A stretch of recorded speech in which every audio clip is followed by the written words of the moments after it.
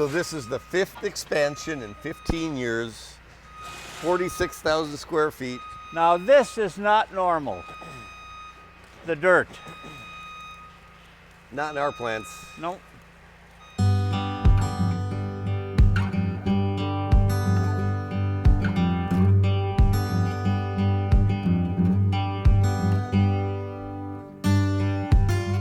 Was offered a job selling cars in Wahpeton. And I was there for about 3 months, and the fellow that had the shoe repair got into trouble. And the realtor knew I had been in that business a little while, and so he came and offered to sell it to me. I bought the business for $1,500. The first week I started on a Saturday afternoon. I found out I didn't have any money for the till, for change. I didn't have any money. So an old guy that used to work there came over and said, "Oh, I'll give you $10 for the till for change." 2 days later, the landlord who owned the building came to me and said, "You owe me $40 for rent." So I went to the old guy again. He said, "I'll owe you the $40 for rent.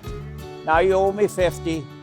And at the end of the week, you should have enough money in the till to pay me back." Well, at the end of the week, I had grossed $103. I paid back his $10 for the till change, $40 for the rent, had $53 left over, and I gave $3 to the Shine Boy for all his efforts. So I ended up with $50 and I was in business. That looks good. You never want to bolt anything down or make it permanent because you're going to be changing it. So they used to park their trucks down in the park, and squirrels love those trucks. They eat holes in them to get at the grain in them. By the sewing experience in the shoe repair, we had a shoe repair machine for sewing, and I sewed tarps with that and canvases. And so I always had business on the weekends, a lot of squirrel holes to fill. And I always thought that I really owed the squirrels a debt of gratitude for cutting those holes in there for me, and I could generate some cash. Hi. How are you? Good, how are you? You a Bison fan? Does it work? Yeah. Sure saves the back, don't it? Besides repairing, I started figuring out how to make the tarps. And I started making a few semi-tarps. Next thing I knew, I was making quite a few of them. And eventually, I started making them and putting them on the shelf for the farm trucks. That seemed to take off pretty good. So I'd make a bunch of them, put them in my van, and I'd go on the road for a day or two, and I'd sell them and come back and make some more. The oldest son and the old guy that used to be down there came back and helped me. And then following Bill, Dick, it was Bill, and then following Bill, it was Tom did it, and Bob did it, Don did it. The only one that didn't do it was Dave, but he was too young for that already. Boy, that's a big roll. Because we were making Swatzer canvases at the time, we needed wooden slats for those. That's what they were comprised of, is belting and wooden slat. We made our own slats then. In the mid-'80s, when the ag market went south, the banker told me he wasn't going to loan me any more money, but he wasn't going to take my keys away either. I bought a finger joining machine to put those short pieces of wood together, and because we had to have veneer, we took one of our presses and cut it in two. We made a bladder press out of it so we could press veneer into profiles. And I went out and showed it to 4 customers and got orders from them for the next year for these panels. I flew out to visit 4 of them, came back from that trip, and I'd raised $1 million cash, and I was back in business again. And we went from a negative $4 million to a plus $7 million in 1 year. That was a home run for us. I mean, very little of this equipment is actually doing what it was originally intended to do. Or did originally. Right. Most people don't realize it, but I don't have an engineering degree. I don't even have a high school education. I did have a good education in 2 places. One is that I served in the North Dakota legislature back in the 60s. There was a tremendous education in terms of learning to negotiate and deal with people. And the other place that was very valuable to me was the military. I learned a lot of discipline in the military, and that was extremely beneficial to me. So I have a degree from the University of Hard Knocks in practical experience. Is that one you caught? Yeah. Good for you. 14 pounders. Oh, brag about it, will you? We competed on the state level. They said, well, you got to compete for the national. You got to go to Washington.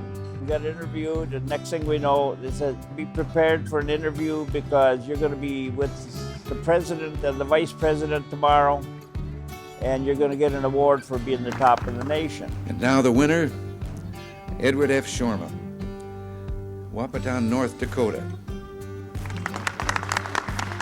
But in the meantime, I had gifted part of that to all the kids. So when we sold it, they were all off happy and free, and they wanted to take over the rest of the businesses, and they basically did that over the next couple of years. They bought the belting company, which is where we're at now. Number one son ended up with the trucking company.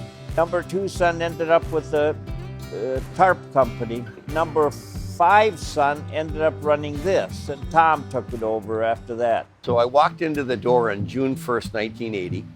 My father's standing there. I said, well, I'm here. Okay, what am I supposed to do? His response was, well, you're the one with the college degree. You tell us what we're supposed to do. So I went to my office, and I guess I had to figure it out. I'm a kid that welder. He's been welding over here since last week when I was over here. Are you making a career out of this? We were in a small former roller skating rink. We were really selling into two countries, the US and Canada. I spent some time with the non-family board members who suggested that we should really look at expanding our horizons, and perhaps look at some other countries. And that really planted the seed for me to start thinking outside of traditional channels. And that's been a significant, enjoyable learning experience to think that we're now selling into more than 20 countries around the world. Yeah, I remember when we started, we used to have to build the stuff for a whole year to be able to ship it in that 2 week or 2 months time. There's been a lot of really good people that have been part of our journey, part of our family story. Some of them have been with us for more than 45 years. Others have just joined our business. When I first started, there was basically I got a typewriter and a telephone. The way I got orders were those ways. Sometimes they would mail it. They had wooden slats on the canvases at one time, and I used to have to help make the wooden slats. When I first started, there wasn't even a press 10 in the building yet. And then shortly after I started working here, press 10 arrived, and I honestly got to run that first round on that press for the board members. That was pretty cool. In 1974, when I first started, we had cotton fabric here. Cut the belts to length by ourselves, and then we had to glue the heads with an oil can. It's been fun because I've gotten to grow up with the company. We started off in such a small company, so it was really intimate. And then you get to wear many hats, many different hats along the way. The one thing I really like about WCCO is I've been here about a year, and I have already noticed the impact I've made. I don't think you could get that in a bigger size company. It's a challenge every day. Every day is different. Never know what you're gonna get when you come into work. I like what I do. I like my job. I like coming to work every day. You never know what you're gonna expect when you get here, but I'm just happy all the time, so it's like a big family. My people. My extruder team is bar none. I love these people. Seeing the growth of our company with those changes and the way we've grown, and also it's been nice to see the changes and growth with our customers as well. I like what I do, and hopefully the company likes me. Actually, my first job was riveting slats by hand on vinyl canvases. Hey, Curly. I know it's not God, it's just Ed. Yes, sir. What can I do you for? God, I didn't know you were still here. Mike Boak came to work for me out of high school, and I can remember giving him an interview, and he came all dressed up. I walked in with good clothes on, like you should when you get interviewed. I said, you're not going to be able to wear those clothes at your job here. And he took me in a corner, and he says, if you think you can work for me, go home and change clothes and come back. And I did. Always on time, always here. He was the first 40-year employee. They presented Mike this little Corvette as a gift, and on the bottom of it was a key taped to it. They opened the doors, and in came this bright yellow 72 Corvette. Something that I never expected, and it was very great that a company would do that for you. Then we had a young lady that's been with us 40 years now. Ed has been a very pleasant person ever since the day he walked in. When he walks by, he'll always say hi to everybody. He had that smirky smile on his face. You don't know what to expect. And she's really been a loyal, good gal. She's done every job in this plant that you can think of. We came a long ways from 1974 to 2018. And I can't wait to see what the next 5 years bring. We expanded the plant in 2004, again in 2008, and again in 2012, adding space and employees. In 2017, we added on to our facilities with a maintenance and automation area. And most recently, we added on in 2019, 46,000 square feet, our single largest plant expansion in our company's history. So this expansion is bigger than the plant was when we moved in here in 1992. The skating rink and the addition were actually smaller than this expansion. But it served well even at that time. Still does. You need a hanging trolley from here down to the other end.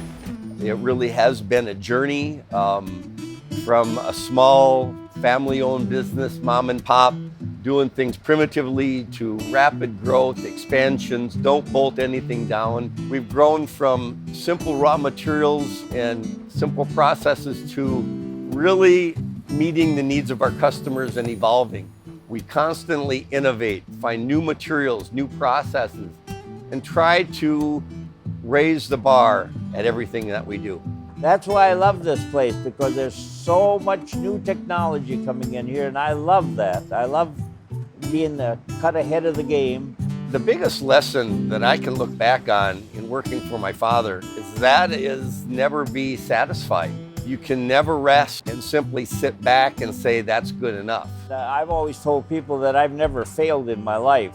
I've had my share of setbacks, don't get me wrong, but failure is when you quit. We never quit, and that attitude continues today. They're doing things that are not possible. But in the end, that's what makes up a family business, of people along the journey that you get to know, whether it's friends, family, workforce, vendors, and customers.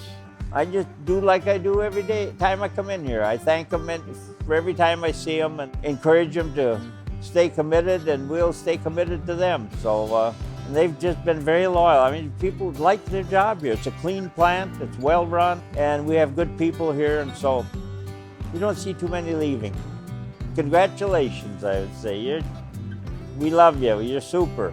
And I just want to give a personal thank you on behalf of myself and the Shorma family for all of the contributions that you've made to us through 65 years of family business.